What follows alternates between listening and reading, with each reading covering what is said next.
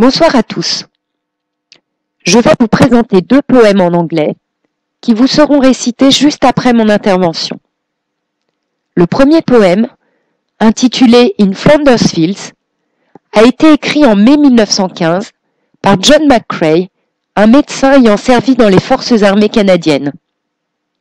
Ce titre, In Flanders Fields, veut dire « dans les champs de Flandre ». La bataille de Flandre en Belgique est l'une des batailles les plus meurtrières. Il y eut aussi beaucoup de blessés et le paysage fut dévasté. Étonnamment, au milieu de cette hécatombe, la seule chose qui survécut se manifesta par une explosion de couleurs sur cette terre épuisée. C'était un coquelicot, rouge comme le sang. Je ne vous en dis pas plus, vous allez vite comprendre. Dans le poème, on est face à une étonnante prosopopée. On écoute les paroles posthumes comme sorties d'outre-tombe d'un soldat tombé à la guerre qui s'adresse à nous, vivants. Le ton est mélancolique au début du poème, avec des métaphores et des comparaisons entre la vie et la mort, ce qui crée un contraste bien marqué. Le soldat mort pendant la bataille proclame « Toi, défends ta patrie au prix de ta liberté, pour que je puisse dormir en paix.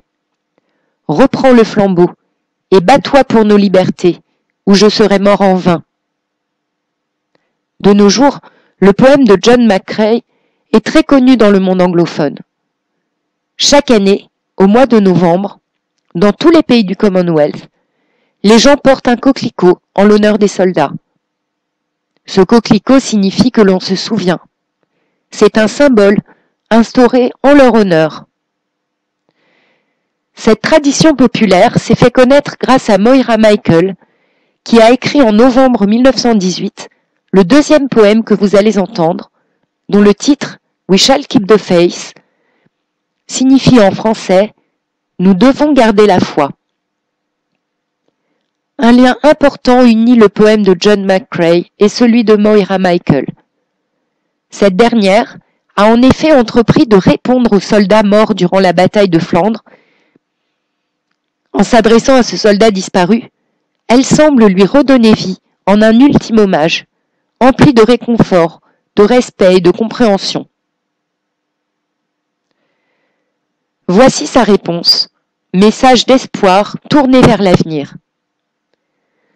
Soldat ayant combattu sans relâche, repose-toi maintenant. Nous reprenons le flambeau et défendrons nos valeurs fièrement. En l'honneur des soldats, nous porterons un coquelicot, en pensant bien à vous. Je vous laisse à votre tour découvrir ces deux poèmes qui vont vous être récités dans leur langue originale par Guillaume et Hélène.